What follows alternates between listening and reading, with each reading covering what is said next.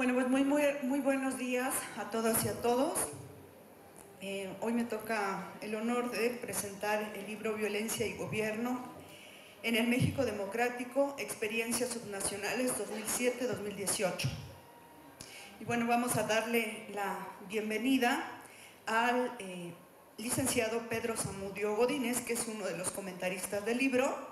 Él es consejero presidente del Instituto Electoral del Estado de México. Bienvenido, licenciado.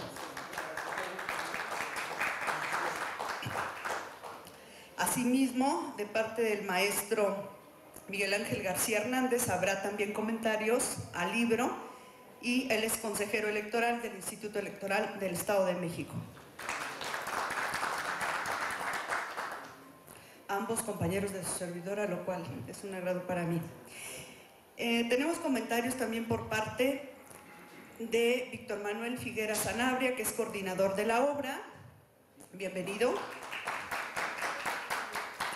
Y por parte de Orlando Espinosa Santiago, que también es coordinador de la obra. Bienvenido. Y bueno, para no ocupar más tiempo, porque estaremos escuchando sus valiosos comentarios de todos quienes van a participar, muy breve comentaré la ficha curricular del licenciado Pedro Zamudio Godínez. Actualmente es consejero presidente del Consejo General del Instituto Electoral del Estado de México. Es presidente del Consejo Directivo de la Asociación de Instituciones Electorales de las Entidades Federativas para el periodo 2019-2020. Cuenta con estudios de maestría en Pedagogía por el Instituto Michoacano de Ciencias de la Educación, José María Morelos, y de Procesos e Instituciones Electorales por el INE. Es miembro titular de la Sociedad Mexicana de Estudios Electorales.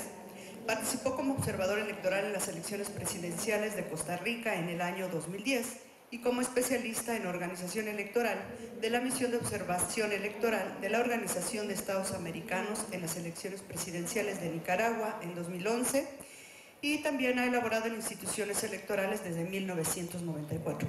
Bienvenido, licenciado, y le cedo el uso de la voz. Adelante. Muchísimas gracias, doctora. Muchas gracias a todos por su atención. Gracias a los autores, coordinadores de la obra, por invitarme a comentarla. Me parece a mí que quien tiene el privilegio de presentar o de comentar una obra debe procurar invitar a su lectura, y es justo lo que pretendo hacer. Los coordinadores, los doctores Figueras y Espinosa, compilan en este material 4 artículos, 4 textos muy completos que abordan un tema que penosamente, debo decirlo, penosamente es y sigue siendo nota en nuestro país: la violencia. Y ellos lo enfocan en la violencia y su relación con el gobierno en el México democrático, y con énfasis particular en las experiencias subnacionales del 2007 al 2018. Es un periodo de tiempo amplio que me parece nos habla primero del rigor académico con el que se hizo la obra. No es una obra de lo que a ellos se les ocurre, de lo que a los autores opinan, de lo que les parece que está pasando, sino es un primer acercamiento, y lo mencionan varias veces. Tuvieron esa dificultad los autores de los diferentes textos, la dificultad de encontrar material previo respecto al tema. Se ha sistematizado poco. Tenemos, y nos llaman la atención en los textos, que referirnos a encuestas, a la ENVIPE. Es un dato que encuentro muy importante. La encuesta, déjenme decirles qué es exactamente la ENVIPE para no equivocarme. Denme un segundo, por favor. ¿Se la sabe? La encuesta nacional sobre victimización. Es un asunto interesante porque tiene que ver, esa encuesta relaciona, según entendí, los datos de las personas que denuncian, pero también los datos de las personas que desde su percepción han sido víctimas de la violencia, y es penoso, pero hay un número muy alto de personas que han sido víctimas de la violencia y que no la denuncian. Y ahí empieza, me parece, el texto a mostrar las deficiencias del modelo que tenemos en este México democrático en este periodo particular del 2007 al 2018. Es poca confianza de las personas en las instituciones, y justo nos acaban de presentar un texto preparado en el instituto a propósito de ello, y los comentaristas nos hablaron de esto. Las personas tendemos a no confiar en las instituciones o en la efectividad de las instituciones, y esto se refleja necesariamente en este problema de la violencia y su asociación o su relación con la política. Les decía, son 4 textos. En el primero, Luis Ignacio Hernández Gómez, el propio doctor Figuera Sanabria y Marta Miranda Muñoz señalan que el estudio de la satisfacción ciudadana con el servicio de la policía no es nuevo, pero sigue siendo una agenda de estudio en construcción. Encuentran tres grandes grupos determinantes en lo que se refiere a los estudios desarrollados: los que se refieren a las características de las personas, los que describen el actuar de la policía y los inherentes a las condiciones del lugar donde viven las personas. Es muy interesante porque los estudios son descriptivos y se concentran en algunos de los factores mencionados, pero no hay ejercicios que busquen incluir los tres tipos ni medir estadísticamente el nivel de situación entre ellos. Este trabajo se centra en las policías municipales, por lo que entiendo que otra vez es el aparato policial más cercano a la población y al mismo tiempo es el más débil en infraestructura. Son los que tienen más deficiencias en controles de confianza, son los que tienen menor equipamiento. Sabemos o conocemos de municipios en nuestra geografía, en la geografía nacional, municipios que tienen 4 policías y una patrulla que no sirve. Es un eslabón muy delicado o muy débil dentro de la estructura de lo que el Estado debe hacer para la seguridad pública, y es lo que el estudio o lo que refieren los autores y lo que encuentran. La satisfacción ciudadana es un termómetro sobre la percepción del actuar policial, y el estudio aporta elementos para identificar brechas entre policías y ciudadanos a efecto de plantear, y aquí encuentro lo valioso del texto, acciones inteligentes para cerrar estas brechas con el propósito de mejorar la atención al problema de la seguridad en el país. En el segundo texto, intitulado Autodefensas y Policías Comunitarias en Michoacán, pues debo decir que me pega en el ánimo. Ustedes lo escucharon, yo viví mucho tiempo en Michoacán, yo me considero michoacano, y el fenómeno de las autodefensas es un fenómeno que no se ha estudiado a fondo, es muy reciente, dirán los historiadores, hace falta que pasen varias generaciones para entender la complejidad del modelo, pero leyéndolo yo tuve una idea que les quiero compartir. El modelo de las autodefensas surge, y lo explican los autores con mucho detalle, en Michoacán en particular. Lo que se conoce ahora como la familia michoacana fue en su momento un intento de evitar los problemas asociados con los Zetas. Y ese es un asunto muy interesante, les voy a platicar de mi experiencia propia. Yo viví en la ciudad de Zitácuaro, y cuando los Zetas, así entendámoslo como un ente, digamos, que empezó a permear en la sociedad zitacuarense, los Zetas eran gente del norte, con acento norteño, de sombrero, de cinturón picado, de botas, agresivos, violentos en su trato en la comunidad, en los centros de esparcimiento, déjenme usar el término, pero poco a poco esto se fue cambiando por gente de la comunidad, ya no eran foráneos ajenos, diferentes, sino era el primo de alguien, el hijo de alguien, el hermano de alguien. Y este rompimiento, esta destrucción del tejido social me parece que tiene mucho, y es lo que analizan los autores en el texto. El modelo de las autodefensas en el estado de Michoacán tiene varias vertientes. Hay gente que se ha hecho famosa, hay políticos que tienen su origen en las autodefensas, políticos ahora con cargos importantes en el propio estado de Michoacán, con diferentes responsabilidades al respecto, pero que explican mucho del modelo con el que la gente intenta hacer algo respecto de la situación que vive. En su momento yo recuerdo cuando se hablaba de prohibir las autodefensas porque la gente no tenía derecho a portar armas de las que son del uso reservado. A mí una reflexión que me surgió desde mi punto de vista personal: bueno, y quien trae guaruras armados no está haciendo lo mismo, no está pagándose una autodefensa para poder enfrentar los problemas que tiene. Es pues un problema multifactorial, y creo que lo valioso del texto es que nos explica la expansión. Tiene varios testimonios personales que creo que es valioso leer porque son obtenidos directamente de las personas, como se quedan registrados en las diferentes investigaciones, en este caso de las autoridades de seguridad pública. Y el incremento, dice, es mi opinión en el texto, el incremento de los niveles de violencia en México en los últimos años, o ante este incremento, los ciudadanos han decidido utilizar formas de seguridad privadas, tanto legales como ilegales, y en las formas ilegales se materiaron los denominados grupos de autodefensas o policías comunitarias.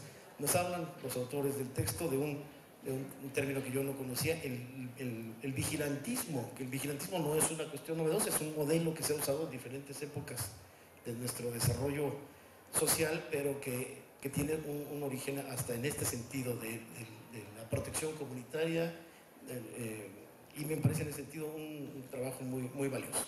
El tercer texto se llama La represión política a nivel subnacional en México, y aquí los autores, el doctor Espinosa y Mario Demetrio Palacios Moreno, refieren la relevancia del tema en razón de la escasez de estudios sobre esta represión política a nivel nacional, y analizan la represión política a nivel internacional y a nivel subnacional en nuestro país, sugiriendo que la conducta represiva del Estado mexicano no ha sido analizada a fondo, especialmente relacionada con asesinatos políticos.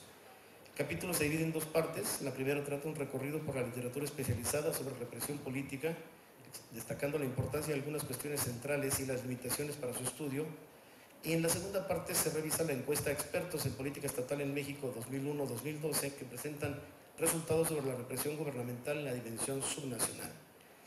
Este mapa de la represión política es vasto y no necesariamente se corresponde con algunas percepciones generalmente aceptadas. Tenemos esta dificultad en México, el poder asociar, otra vez, cuando venía pensando en qué les iba a decir, dije voy a decir como 6 veces la palabra penosamente, pero es penoso, pero no es otra, no encuentro otra palabra más pertinente. Es penoso porque ante el hecho delictivo, la afectación a la vida o a la integridad de las personas, algo que ahora se hace en automático es revictimización. En algo andaba, por algo sería. Somos penosamente, insisto, un país violento, un país donde la gente se mata por nimiedades, donde los vecinos se dan balazos porque se echaron la basura mutuamente, porque se pelearon los hijos, porque el perro ya lo tiene harto. Somos una sociedad violenta y creo que en ese sentido el estudio, lo presentan los autores en esos 4 estudios, es la relación de esta violencia, las causas de la violencia están muy centradas en la descomposición del tejido social y creo que en ese sentido el texto adquiere una relevancia fundamental desde el punto de vista que nos ocupa del desarrollo de la cultura política y democrática. El 4º capítulo tiene como título La violencia experimentada por los actores políticos en procesos electorales, una aproximación exploratoria.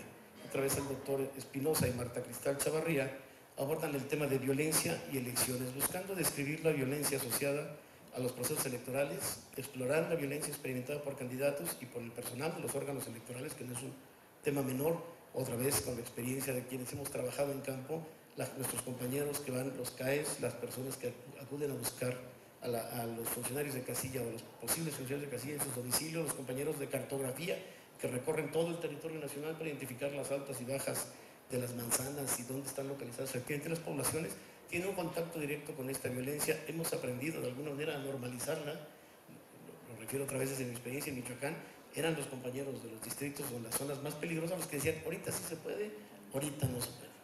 Está la verificación nacional muestral y cayó una sección en tal municipio, híjole, pues yo creo que ahorita no se va a poder. Es un conocimiento directo el que se tiene, es una cotidianidad. Otra vez, hemos aprendido a vivir con la cotidianidad, con la violencia cotidiana y eso me parece sumamente peligroso. En el estudio de este 4º capítulo centran su atención en 2 estados caracterizados por altos niveles de violencia tanto social como política, Michoacán y Guerrero, y estos forman parte de las entidades con focos rojos junto con Oaxaca, Puebla, Veracruz, Guanajuato y Chiapas. El estudio se divide en 3 secciones y tiene un apartado de conclusiones. Presentan estudios recientes sobre la violencia en general y el problema de no contar con hipótesis confiables, con bases empíricas para estudiar la violencia contra actores políticos en particular, y en la segunda vuelven sobre el tema de los grupos criminales en Michoacán y Guerrero, analizando la violencia contra actores políticos y funcionarios electorales. El incremento de los grupos delictivos asociados con otras actividades ilícitas como el cultivo y trasiego de drogas, la violencia contra la población en general muestran la debilidad de las instituciones para ordenar la política y asegurar o confirmar o demostrar la presencia del Estado mexicano en vastas zonas del sur del país frente a estos grupos criminales. Y insisto, la idea de esta presentación, la idea con la que su servidor acude ante ustedes es platicarles, mostrarles que aquí hay un documento, me parece muy serio, muy valiente, también es importante tener valor para hablar de estos temas y me complace mucho que sea el Instituto Electoral del Estado de México a través de su colección o de su línea de breviarios de cultura política y democrática, la que tenga ahora un texto que esté a disposición de todas y todos ustedes para seguir analizando este tema y sobre todo para que repensemos entre todos qué vamos a hacer, porque quedarnos en como estamos creo que no nos va a llevar por ningún buen lado. Muchísimas gracias. Gracias. Agradecemos al licenciado Pedro Zamudio sus comentarios. Y bueno, ahora es el turno del maestro Miguel Ángel García Hernández. Él es maestro en Derecho Electoral por el Instituto Electoral del Estado de México, cuenta con diversos cursos y diplomados en materia político-electoral. Se ha desempeñado como docente en instituciones privadas de nivel medio superior y superior en el Estado de México. Fue designado como consejero general del Instituto Electoral del Estado de México en el Consejo General del mismo durante el periodo 2014-2020. Dentro de sus responsabilidades, en el órgano electoral ha fungido como presidente de las comisiones de organización, de la Comisión de Vigilancia de las Actividades Administrativas y Financieras, de la Comisión para la Revisión y Actualización de Normatividad del IEM, de la Comisión Especial Dictaminadora para el Registro de Partidos Políticos y de la Comisión Especial de Vinculación con el Instituto Nacional Electoral. Además, formó parte de las comisiones especial para la atención del PREP y conteos rápidos, la especial para el voto de mexicanos que radican en el extranjero y del comité editorial del propio instituto. Es columnista invitado del periódico El Heraldo de Toluca, escrito en diversas revistas como Voz y Voto y en espacios públicos.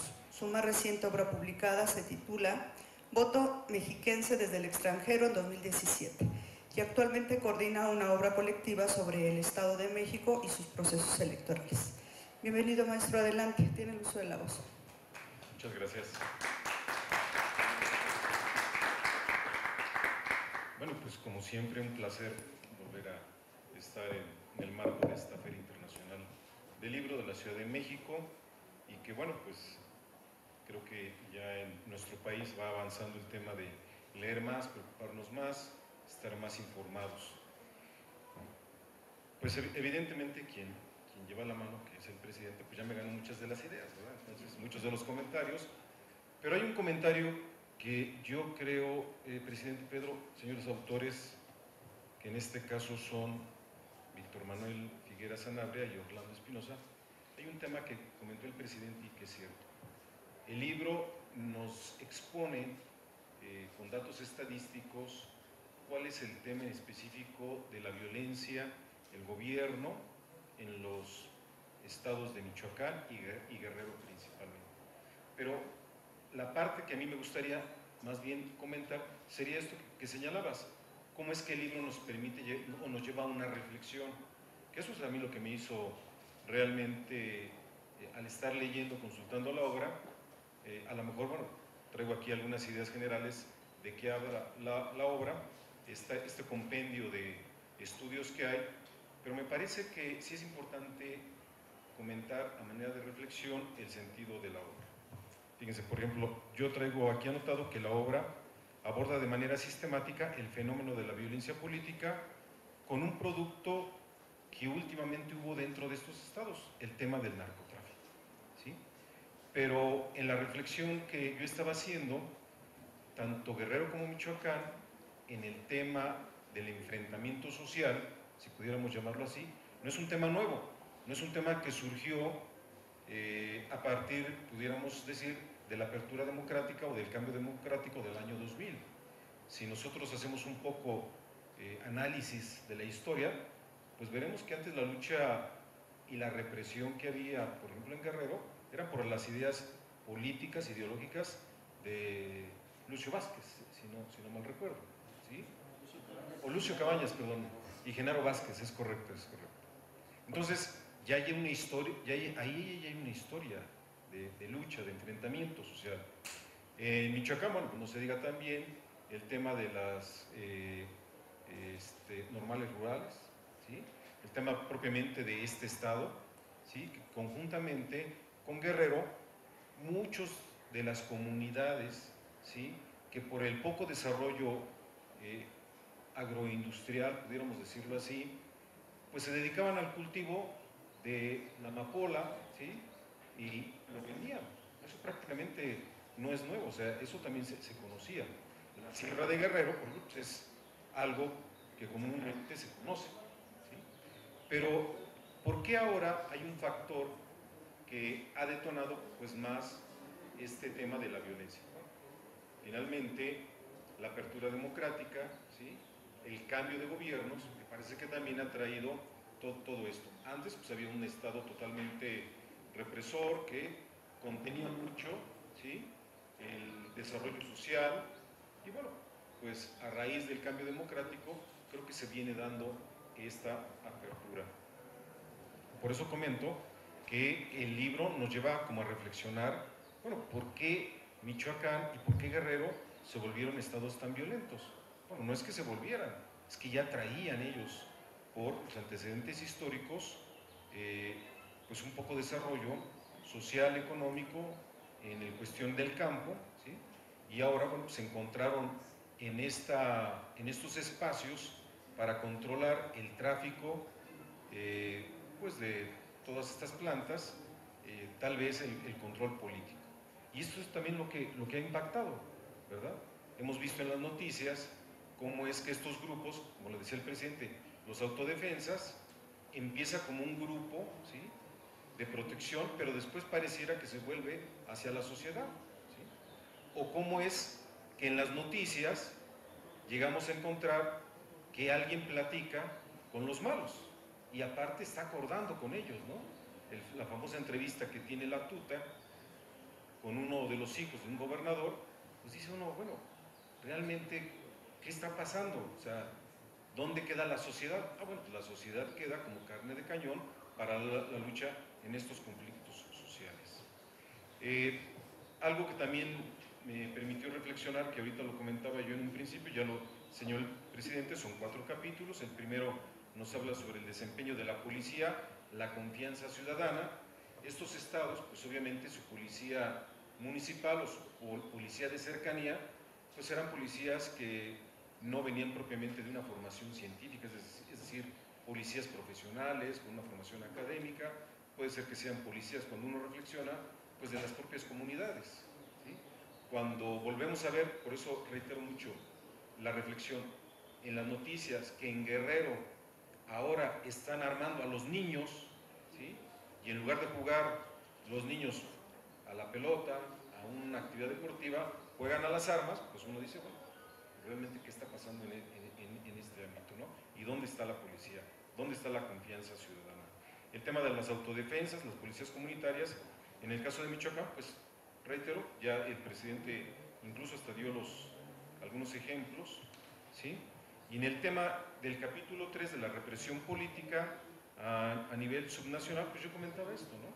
Creo que también los antecedentes históricos que hay, no solamente de las ideas políticas, sino también de las ideas religiosas. Michoacán también fue en algún momento factor de atención nacional por las comunidades que había de la Nueva Jerusalén, y donde llega también a haber una represión, ¿sí?, o cómo es que esa comunidad se queda aislada.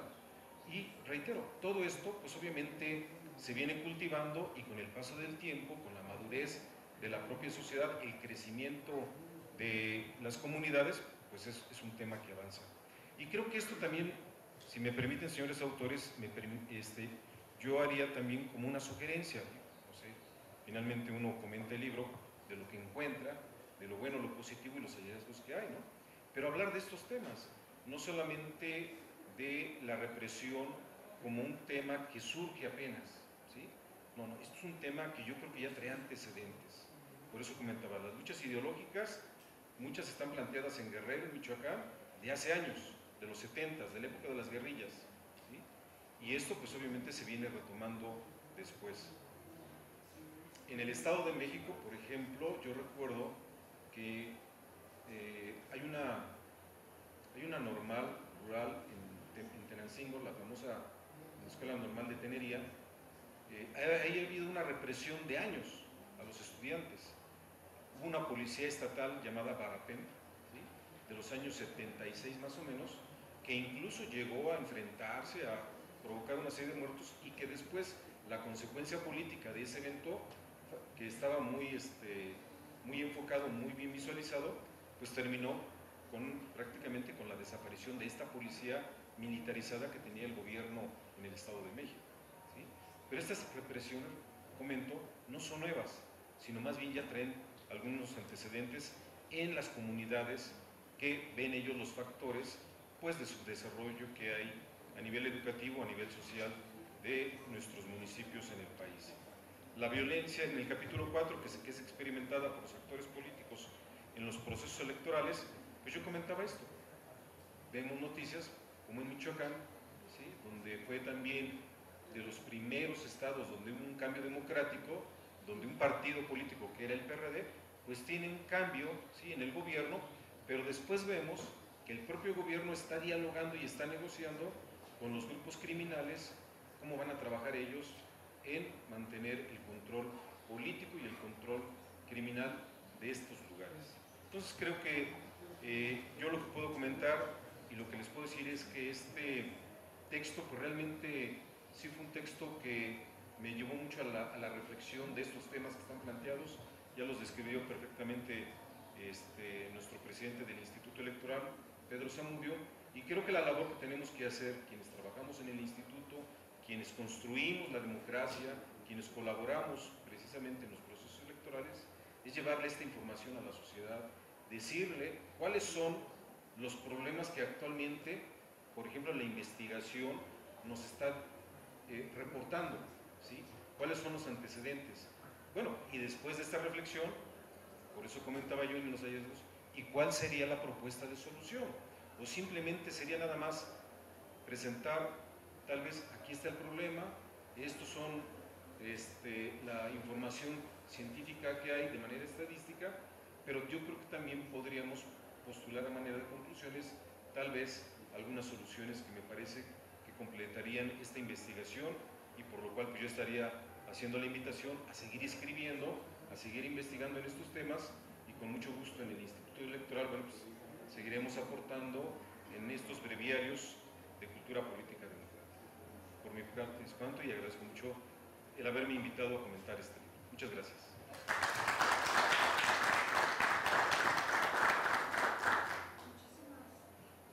Muchísimas gracias, maestro Miguel Ángel. Y bueno, ahora le toca al doctor Víctor Manuel Figuera Sanabria. Él es profesor investigador en el Instituto de Ciencias de Gobierno y Desarrollo Estratégico de la Benemérita Universidad Autónoma de Puebla y pertenece al Sistema Nacional de Investigadores del Consejo Nacional de Ciencia y Tecnología de México. Es doctor en Política de la Universidad de Exeter, Reino Unido, y maestro en Administración Pública del Centro de Investigación y Docencia Económicas. Adelante, doctor. Tiene usted el uso de la voz. Muchas gracias. Buenas tardes. Gracias a todos por venir. Gracias en especial al Instituto Electoral por el apoyo que le dieron a la publicación de la obra. Gracias a los consejeros por sus comentarios, muy interesantes. Siempre la retroalimentación es lo fundamental para el ejercicio de investigación. Los investigadores buscamos que una de las reglas de oro de la investigación es hacer público el conocimiento. Si se queda en las gavetas no sirve para nada. Así que siempre queremos y recibimos muy bien todas las opiniones justo para seguir en estos temas. Sobre el libro, me parece que algo que quisiera yo añadir a lo que ya han dicho es que a nosotros particularmente nos importó la dimensión subnacional, porque en este momento histórico estamos nosotros todos los días expuestos a hablar de violencia como un gigante monolítico. Violencia, todo el tiempo violencia. Y me parece que sí es necesario, como nosotros por lo menos intentamos hacer en el libro, hacer una reflexión sobre qué significa violencia y cómo se entiende o se manifiesta o podemos entender la violencia hoy. Primer punto, no como violencia, sino como violencias. Hay muchas violencias. Y nosotros particularmente, interesados como investigadores que estamos en una institución pública de entrada y de provincia además, la parte subnacional se nos hace fundamental. Creemos que parte de la retórica sobre violencia, que existe una retórica tanto desde el sector gubernamental como desde la sociedad civil, se ha enfocado mucho en tratar el tema de violencia nacional. O sea, México está sumido en la violencia. Si lo pensamos bien, en realidad están sumidas en la violencia muchas comunidades, ¿no? Puede decir uno, cada municipio experimenta cierta forma de violencia. Y esta violencia está íntimamente ligada a las condiciones particulares de esa realidad. Hay una sección que ya no terminó en la versión final de este trabajo, en la que recuperábamos un análisis que hizo el periódico británico El Economista hace unos 4 años, en la que comparaba los niveles de violencia existentes en los estados en México con los niveles de violencia de países que están en guerra alrededor del mundo. Y el resultado era muy sorprendente, porque decía, bueno, si tú estás en Chihuahua, es el equivalente a que te vayas a un país de Oriente Medio, donde todos los días mueren esta cantidad de personas. Si te vas a Veracruz, cambia, ¿no? Puede aumentar o puede disminuir. En realidad, un poco lo que nos dice esa reflexión es que estamos sumidos en un estado casi de guerra, bélico. Tenemos muertos todos los días, tenemos víctimas todos los días. Y además, los procesos que nos llevan a ese estado de cosas sí están diferenciados regionalmente. No es lo mismo, como comentaban, la violencia vista desde los municipios que vista desde los estados, tampoco lo es en el norte, en el centro y en el sur. Y nosotros, como investigadores o interesados en estos temas desde la parte académica, nos importa reflexionar y sobre todo dialogar con las personas, que es necesario ponernos unos anteojos nuevos para entender esta violencia. Si realmente queremos hacer cosas e intervenciones que tengan cierto tipo de resultado, el primer paso sensato es entender mejor ese problema. Y no lo vamos a poder entender si seguimos utilizando las mismas categorías analíticas.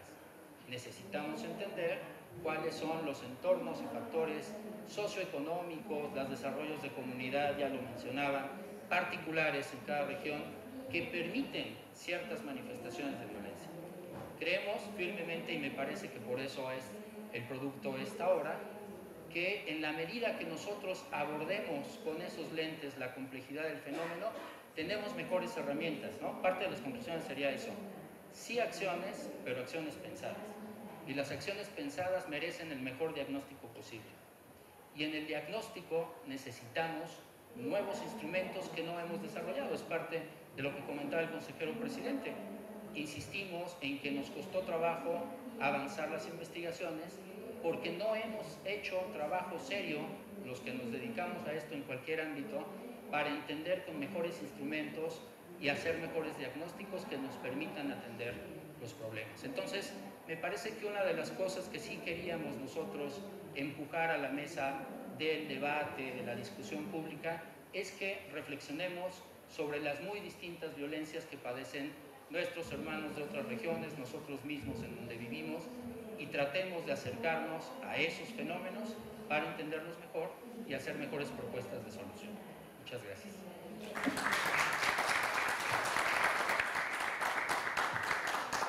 Gracias a usted, doctor Víctor Manuel.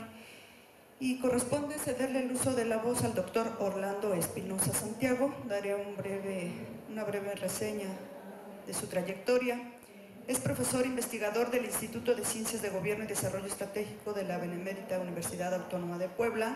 Pertenece al Sistema Nacional de Investigadores del CONACYT.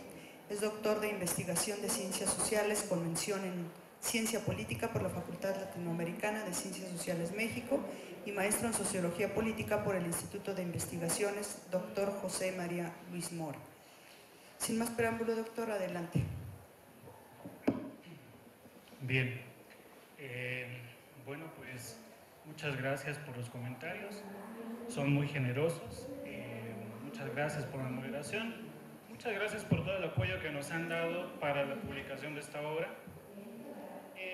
Yo quisiera ahondar un poco en la reflexión que Víctor y quienes me anteceden han hecho para contarles que en realidad esta obra también es fruto de la investigación que hacen los alumnos en nuestro Instituto de Investigación. Es decir, hay una preocupación tanto de profesores como de estudiantes de explicar el fenómeno de la violencia en sus distintas manifestaciones. Y creo que la obra busca persuadir al lector de una idea que ya Víctor ha mencionado. No hay una gran categoría que lo abarca todo. Hay manifestaciones de violencia y en cada contexto en particular la violencia se manifiesta de distintas maneras, se hace evidente de distintas maneras. Y en ese sentido es que la obra, para quienes me están escuchando, y ya lo dijeron nuestros presentadores, tiene 4 capítulos que abarcan 4 dimensiones de la violencia. Pero lo que yo quisiera es ofrecerles un hilo de lectura. ¿En qué sentido? En todo país democrático, en todo país con un Estado de Derecho vigente, la policía es la que se encarga de garantizar la seguridad de los ciudadanos. Entonces, el primer eslabón es efectivamente visualizar cómo el ciudadano interactúa con la policía. Y es grave los hallazgos que tenemos, porque en general la gente no confía en la policía. Entonces comenzamos mal de entrada, a nivel municipal, pero ya hay datos. Bueno, Ese es el primer punto. En segundo punto, las autodefensas, ¿qué nos están diciendo? Nos están diciendo que en contextos donde parece que el Estado de Derecho y el Estado en general están ausentes, como en vastos territorios de Michoacán, de Guerrero, de Tamaulipas y de muchas zonas, entonces, ¿qué hace la gente para protegerse? Ok, ya no está la policía, no hay el Estado. ¿Qué hace? Bueno, las autodefensas son un mecanismo de reacción que las comunidades, sobre todo las comunidades con cierta organización y tradición, instrumentan para defenderse justamente de la inseguridad. Entonces, creo que esto es una manera de resolver el asunto, pero en contrasentido, o en un ejemplo distinto. ¿Qué pasa ahí donde no tenemos una organización comunitaria?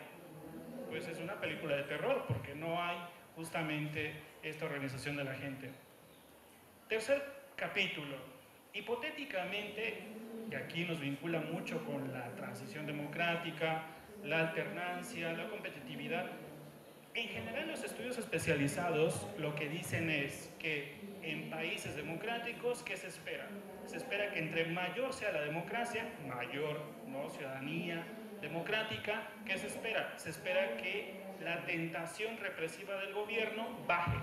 Entonces, a mayor democracia, menor represión.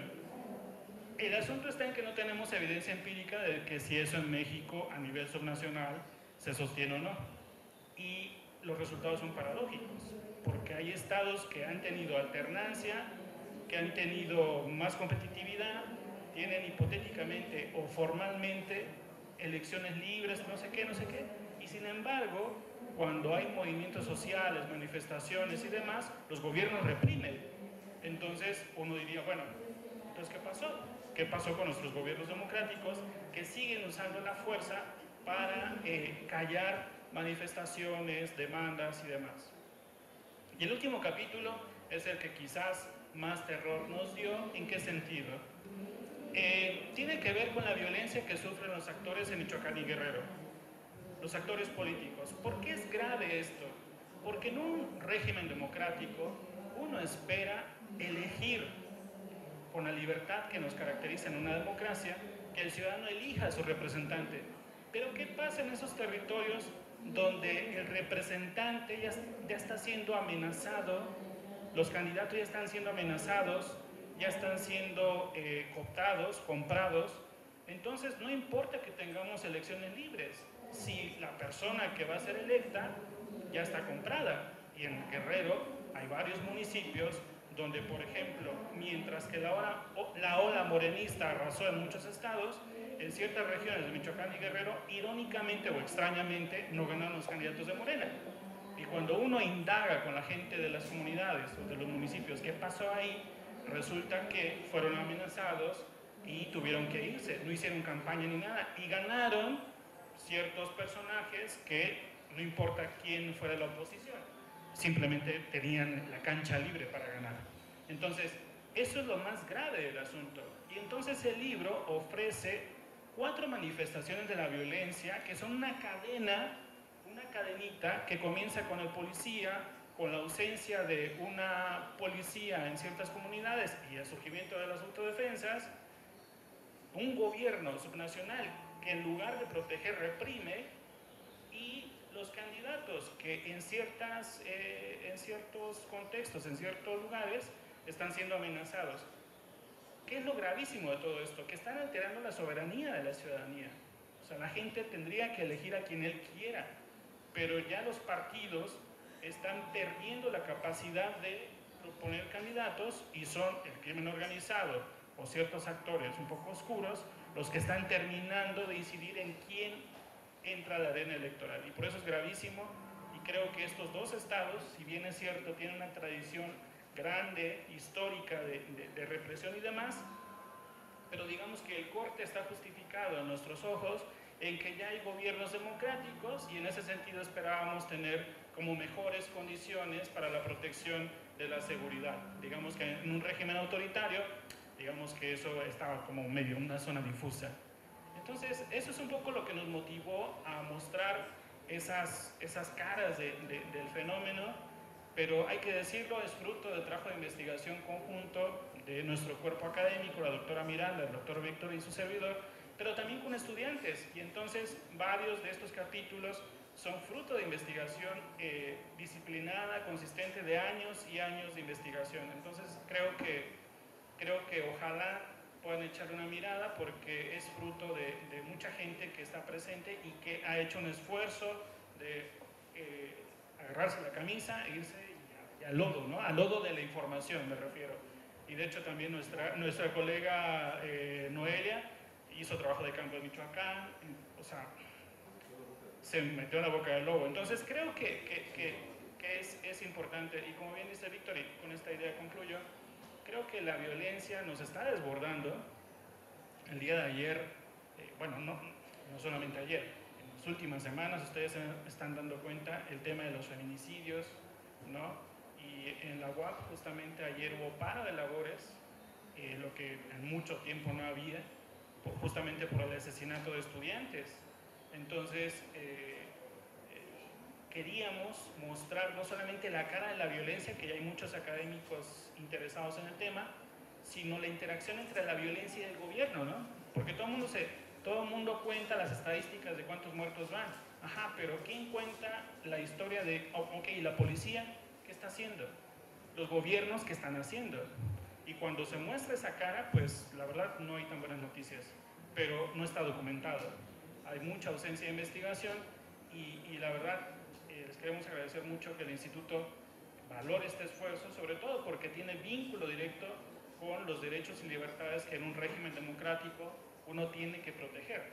Y entonces, si no tenemos garantizada esa seguridad, pues de poco va a servir tener buenas elecciones si la soberanía que reside en el ciudadano, en el pueblo, pues está siendo vulnerada. Muchísimas gracias.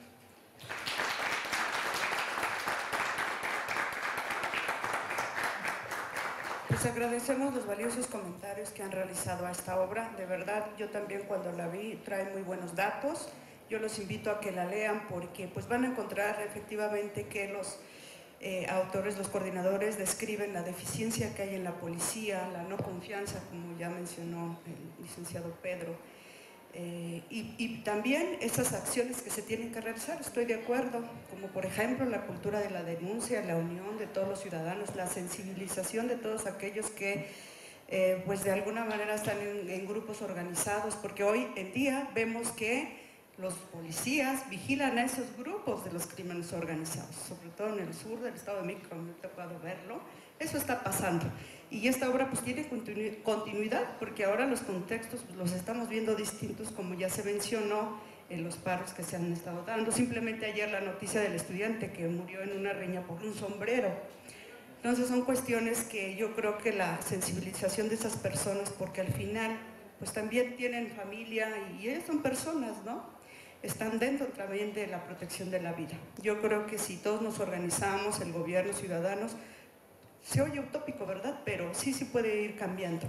Y con la valiosa aportación de las investigaciones que nos hacen ustedes los especialistas, recabo la parte de que ustedes trabajan por hacer el conocimiento público. Eso pues nos ayuda muchísimo. Y bueno, pues muchísimas gracias y pasaremos a la entrega de reconocimientos. Y en esta ocasión le voy a pedir al licenciado Pedro me ayude a entregar los reconocimientos a el comentarista y a los coordinadores de la obra.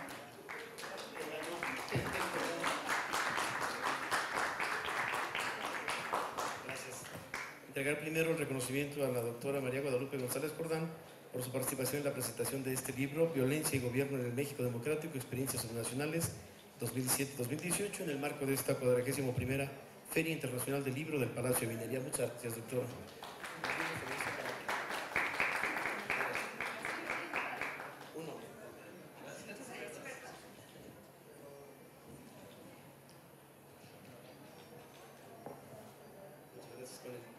Texto, y aprovecho para agradecer la anfitrionía del Consejo Editorial de la Administración Pública Estatal, del Consejo Editorial del Gobierno del Estado de México, de la Secretaría de Cultura del Estado de México.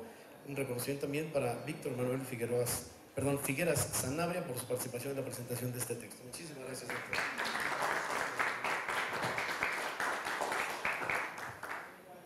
Gracias. Gracias. Un reconocimiento al maestro Miguel Ángel García Hernández como presentador de la obra.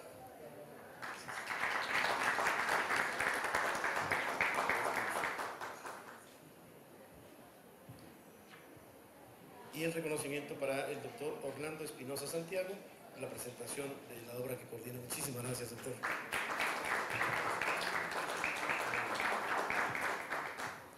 Bueno, pues a mí me corresponde entregar al licenciado Pedro Zamudio Godínez su reconocimiento por su valiosa participación. Muchas gracias.